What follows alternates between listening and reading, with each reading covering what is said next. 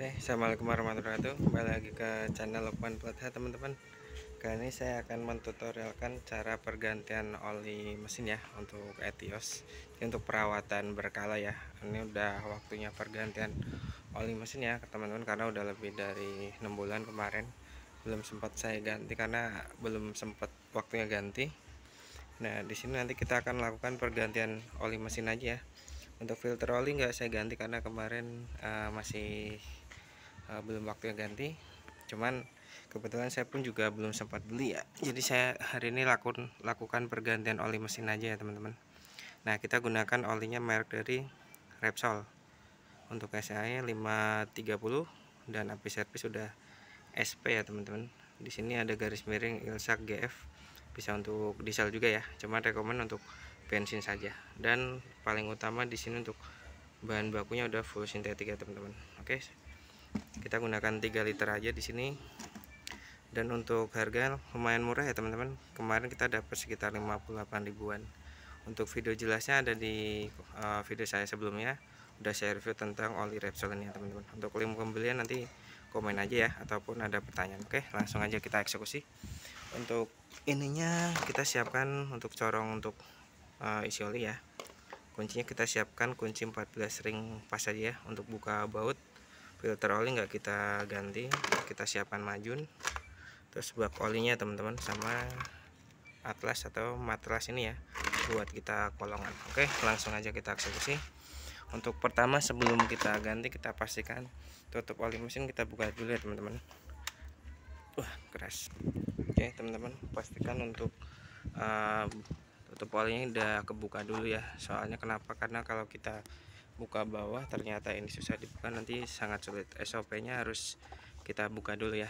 Nah, kita pastikan juga nih untuk dari tutup oli ya, ada kerak ataupun lumpur ya. Nah, bagian sini juga aman ya teman-teman, nggak ada rembesan tuh ataupun kerak lumpur ya, jadi aman, nggak ada masalah. Jadi kalau pastikan untuk oli mesin kalau ganti sih lebih dari 6 bulan usahakan lebih cepat ya, karena takutnya di sini nanti bakal berlumpur ataupun ngerak ya, jadi sayang untuk komponen dalamnya. Oke, langsung aja kita eksekusi ya teman-teman. Oke, langsung aja kita masuk kolong aja ya. Siapkan ininya. Oke, untuk baut olinya dia ada sebelah sini ya teman-teman. Untuk Etios sama semua. Nah, ini ya teman-teman. Jadi kita langsung buka aja. Kita siapkan kunci 14 nya teman-teman. Nah, ini ya. Untuk filter olinya ada di sebelah sini nih. Nah, ini filter oli ya. Jadi kita nggak ganti, kita ganti oli mesin aja dulu. Oke, ini bautnya kelihatan ya teman-teman. Nah, ini nih. Kita siapkan kunci 14, tarik ya teman-teman, 8 arah jarum jam. Oke, setelah dikendorin tinggal kita paskan aja di bak oli ya.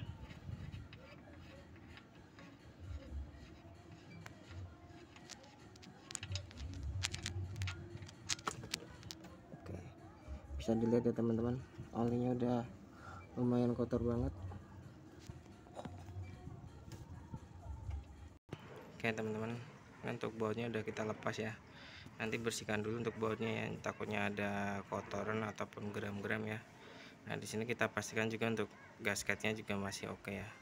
Ini kebetulan saya nggak ada gasket, jadi saya pakai gasket yang lama aja ya. Kalau ada seal tip, dikasih seal tip aja bagian pala sini aja teman-teman.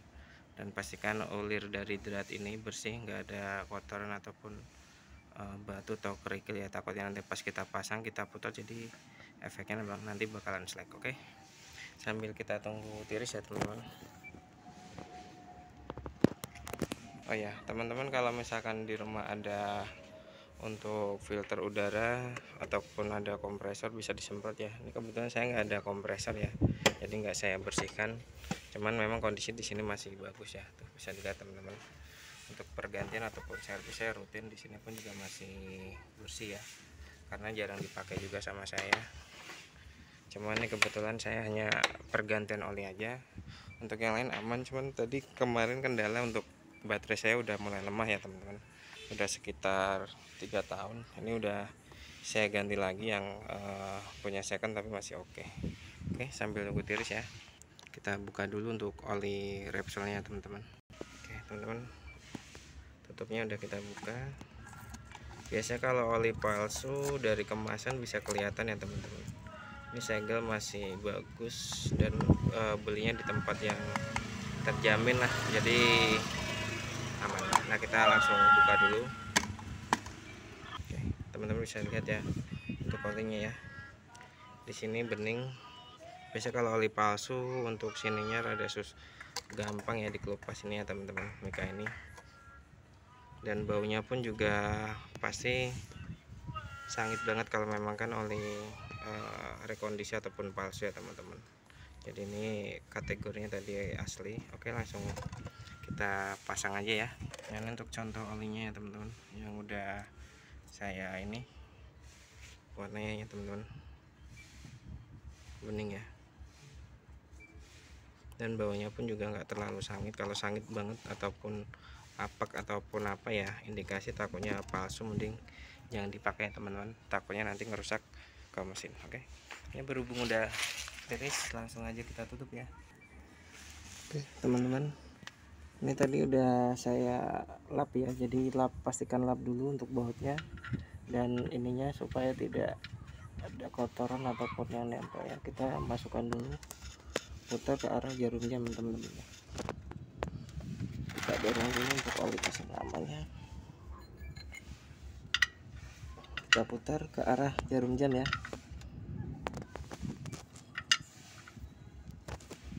Secukupnya aja.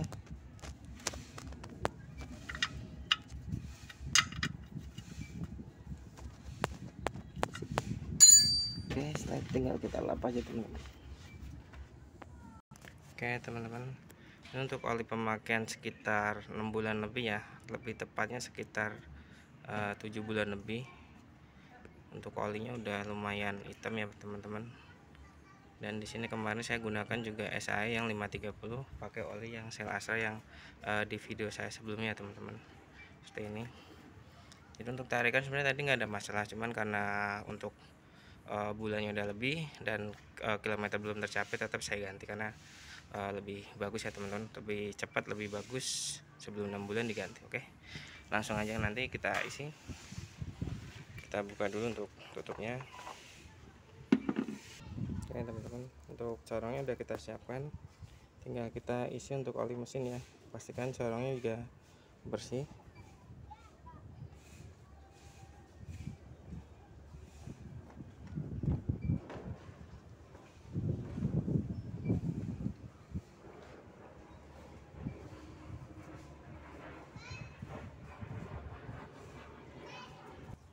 Oke teman-teman, untuk oli yang terakhirnya ya, tadi dua udah saya masukkan, kita masukkan semua aja ya.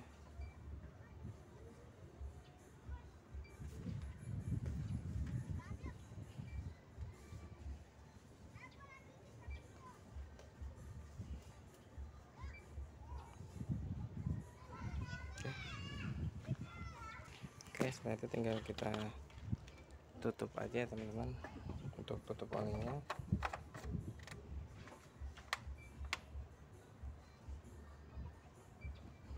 Kita cek untuk level olinya teman-teman. Oke ini tadi udah saya lap ya teman-teman, terus saya masukkan, saya colokkan lagi.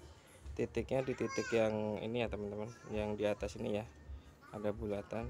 Nah itu udah pas ya. Ini maaf karena sambil pegang HP ada susah, jadi pastikan ini pas ya teman-teman, jangan terlalu kurang ataupun terlalu lebih.